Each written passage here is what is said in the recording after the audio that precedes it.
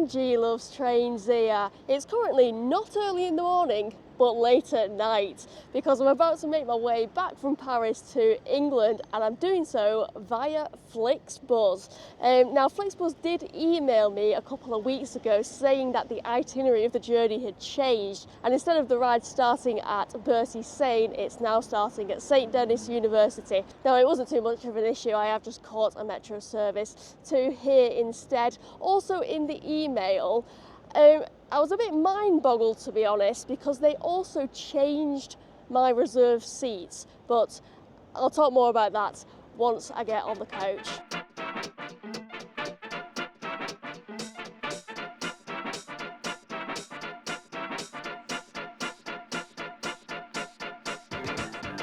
So here it is. This coach, which I've been informed is a Neoplan tour liner, will be running the Paris to Manchester service along the N603 route tonight.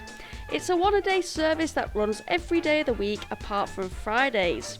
Taking a look at tonight's route then, we are due to depart St Denis University at 23:25 before heading up to the port of Calais. This is where we will make a 1.5 hour crossing on board an Irish ferry service over to Dover. The coach will then take us to the first official stop at North Greenwich prior to calling at London Stratford, Cambridge, Birmingham, and finally arriving into Manic at 13:20. Overall, the journey is scheduled to take 14 hours and 55 minutes.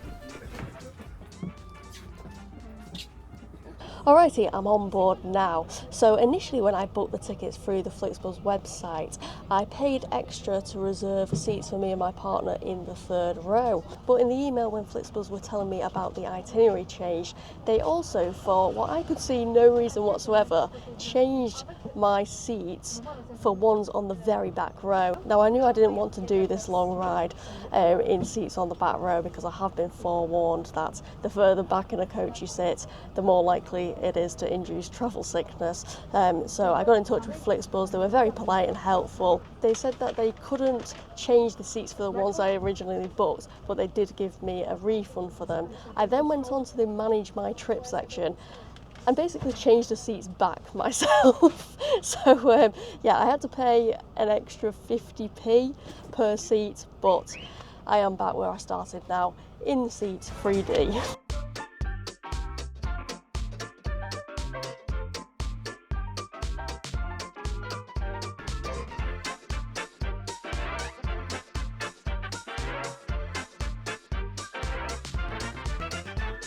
It is now 02:40 in the morning, and we have all just been woken up on arrival into the ferry port at Calais.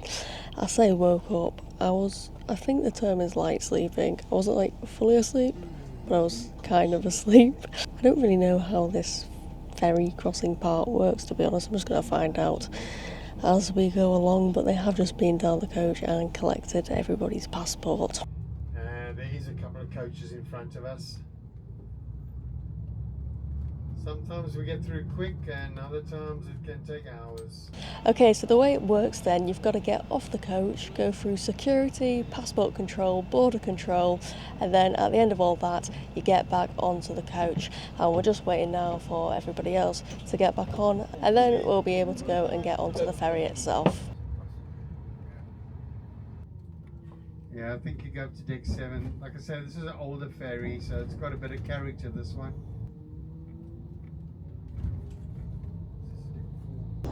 Alright, so we've boarded the ferry now. I've just come up to deck 9 on this outside seated area here for departure. It is the 0450 service I'm on now, and I cannot wait to go and have a look properly around this ferry because it looks absolutely beautiful.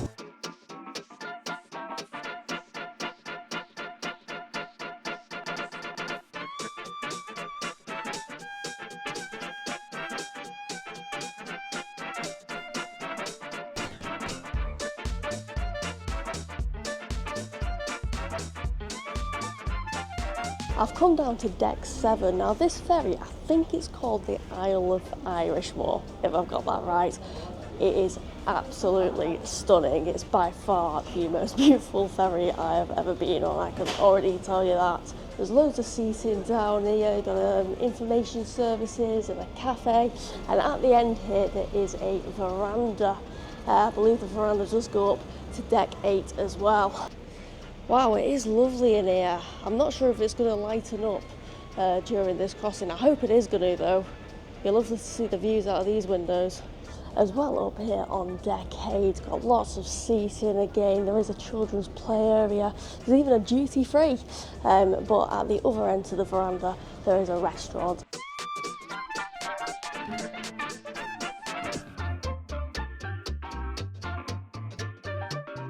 Ah, look, you can see the white cliffs of Dover there. I did have a walk along those earlier in the year, and I remember when I did that, I was looking out across the water and seeing Irish ferries pulling into Dover. We thank you for choosing to travel with us with Irish Ferries today, and we hope you enjoyed your crossing on the Isle of Inishmore. We hope you have a safe and pleasant onward journey, and we shall look forward to seeing you all aboard again in the near future.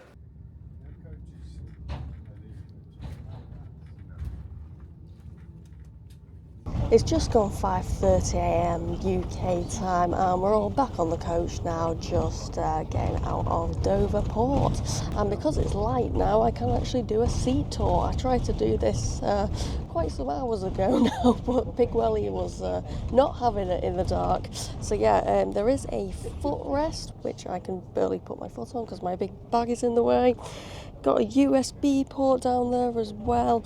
There's one of those pockety things for storage on the back of the seat in front of you, along with a fold down table tray. This is slightly flimsy though, you can't really lean on it much. And there are 2 knicker hooks as well.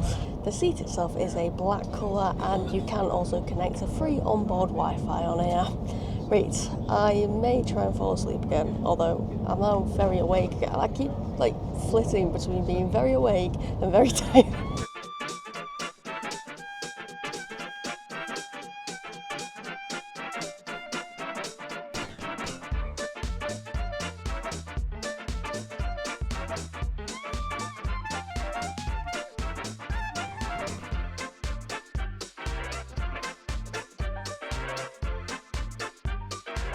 We are making our first stop on this service here at North Greenwich.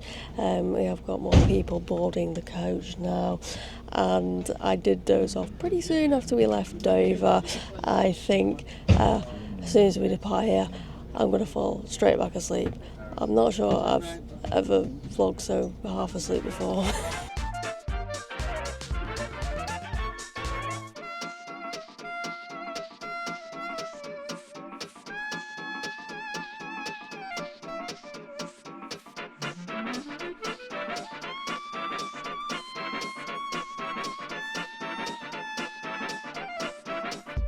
It's just gone 10 AM and I've sort of properly woken up now.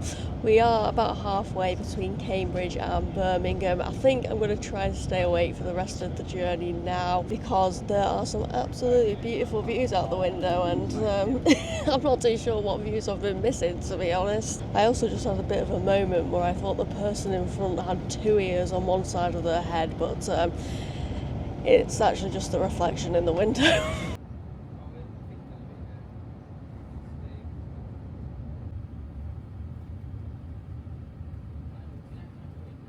It feels like I've come full circle with us making a stop here at Birmingham now, because obviously I started my travel day to France here, and once we leave Birmingham now, we've got 2 hours and 10 minutes remaining until we're at Maconachie.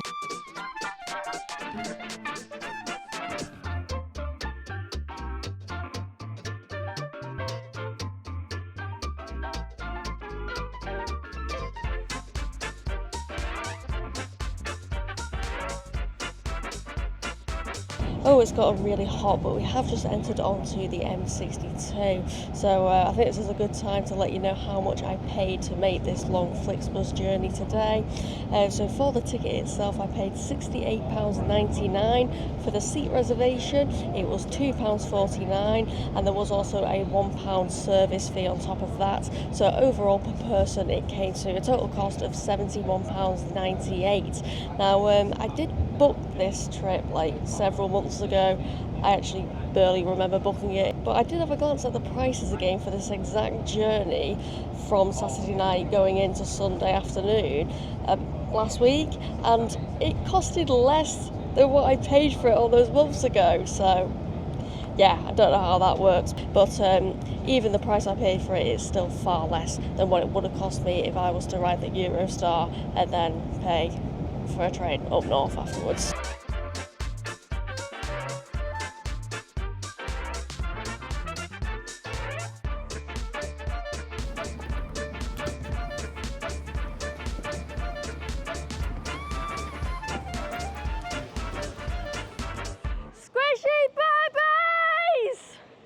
Oh, there's a lot of noise here at Manchester Shoedale. I'm not too sure what's going on at the tram stop at the moment. It seems to be some work going on there.